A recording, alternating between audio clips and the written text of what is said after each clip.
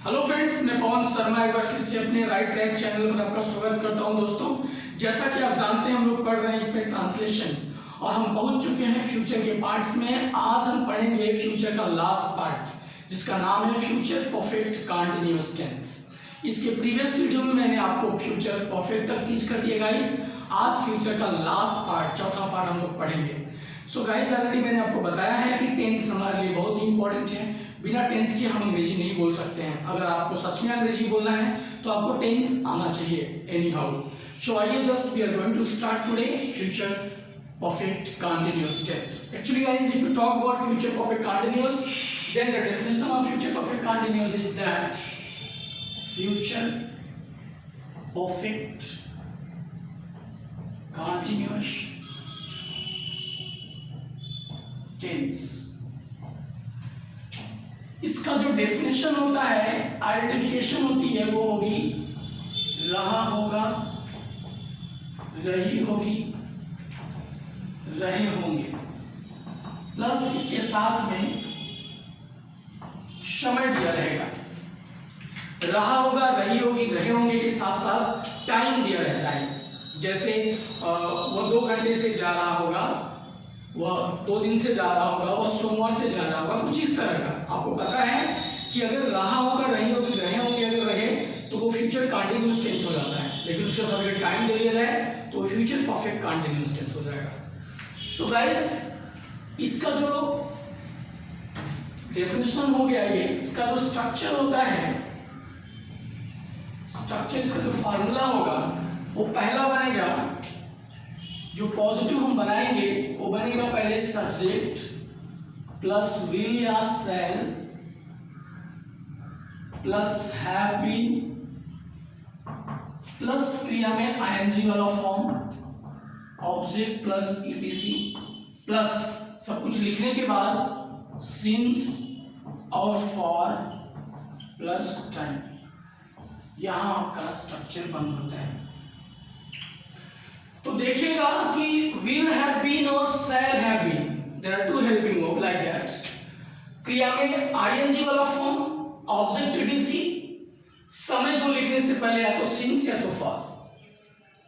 और सिंस और फॉर कहां लगता है, मैंने अपने पास्ट परफेक्ट कंटीन्यूअस और प्रेजेंट परफेक्ट कंटीन्यूअस में बता दिया है।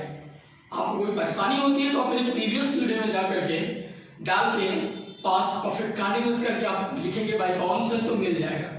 उसमें आपको सिंस फॉर अच्छे से बताया गया है कि सिंस कहाँ लगता है, फॉर का। फिर मैं आपको थोड़ा सा बता देता हूँ कि निश्चित समय के लिए सिंस का प्रयोग, अनिश्चित समय के लिए फॉर का प्रयोग, सर्टेन टाइम के लिए सिंस, अनसर्टेन टाइम के लिए फॉर का इस्तेमाल।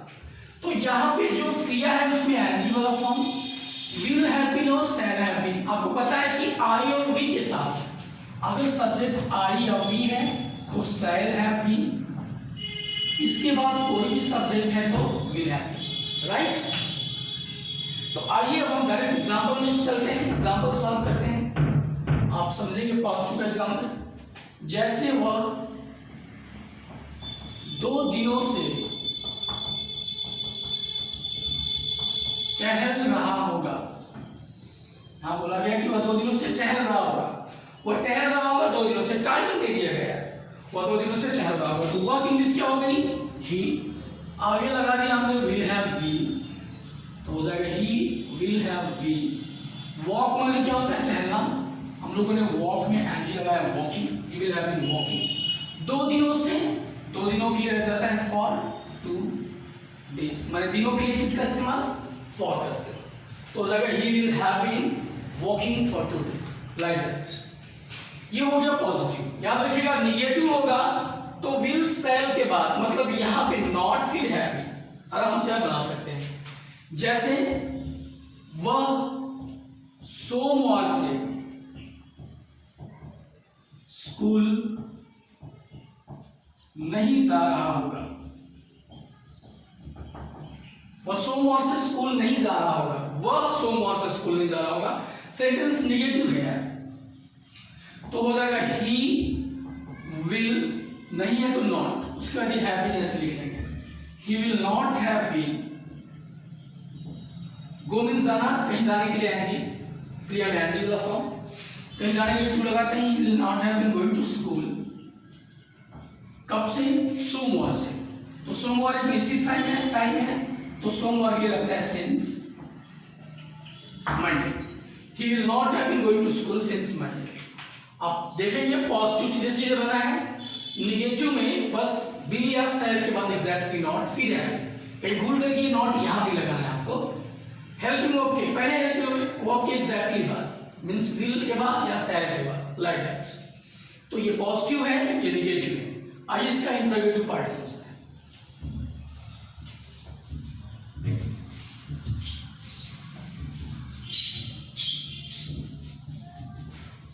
इंट्रोगेटिव पार्ट, तो इसके इंट्रोगेटिव पार्ट में हम सबसे पहले इंट्रोगेटिव फर्स्ट पढ़ते हैं। इंट्रोगेटिव फर्स्ट क्या होता है? इंट्रोगेटिव फर्स्ट होता है कि जब कोई सेंटेंस क्या से स्टार्ट हो, हम उसको हेल्पिंग वर्ब से, इंग्लिश में उसको हेल्पिंग वर्ब से शुरू करते हैं। जैसे मान लीजिए कोई दिया आपको कि क्या पिताजी 2 महीने से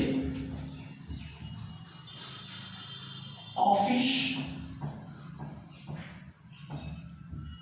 जा रहे होंगे, लाइक दैट। क्या पिताजी 2 महीने से ऑफिस जा रहे होंगे? देखिए, तो इसका बनाना है तो मैं आपको इंट्रोगेटिव का पहले फार्मूला बता देता हूं।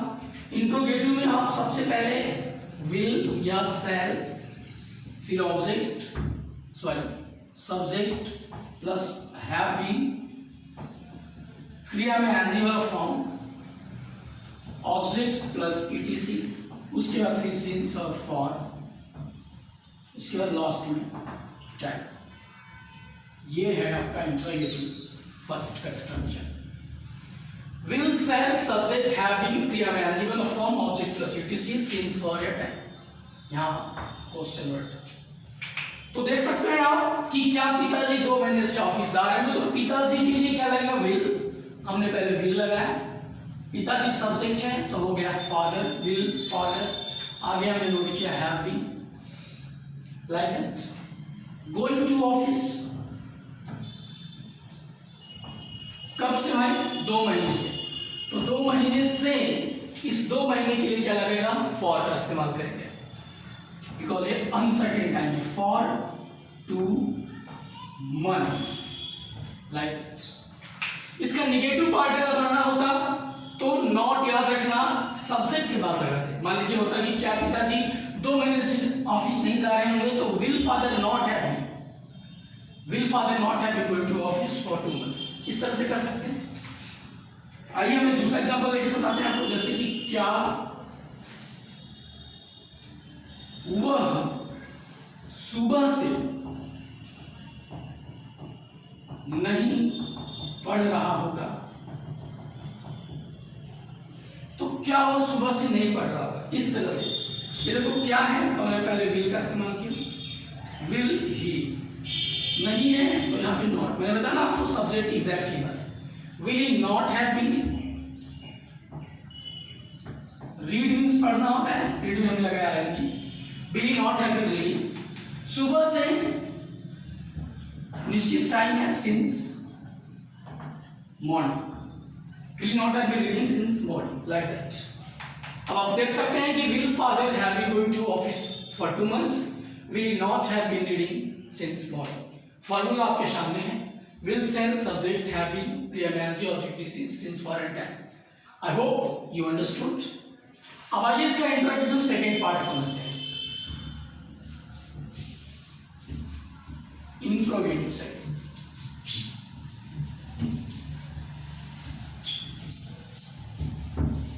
गाइस इंट्रोगेटिव सेकंड पार्ट को कैसे सॉल्व करेंगे? लिसन। इंट्रोगेटिव सेकंड में सिर्फ क्वेश्चन वर्ड को पहले कर देते हैं, फिर विल या शैल, सब्जेक्ट के बाद हैव बीन, क्रिया में एनजी वाला form, object plus etc plus since या फॉर प्लस टाइम।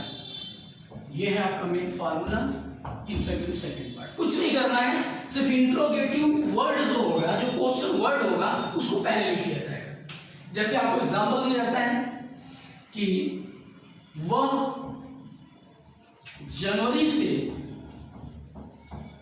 मुंबई में क्या कर रहा होगा। वह जनवरी से मुंबई में क्या कर रहा होगा।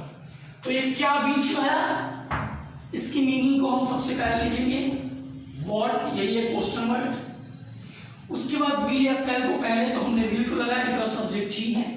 What will he have, will क्रिया में एनजी, डू माने करना, डूइंग हो गया।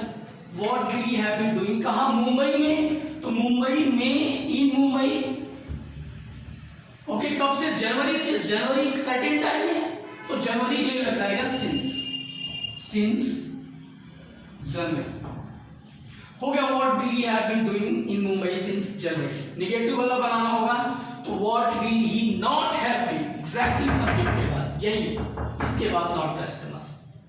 आइए एक एग्जांपल लेके सॉल्व कर लेते हैं कि राधा सोमवार से, राधा सोमवार से अंग्रेजी क्यों नहीं पढ़ा रही होगी। राधा सोमवार से अंग्रेजी क्यों नहीं पढ़ा रही होगी।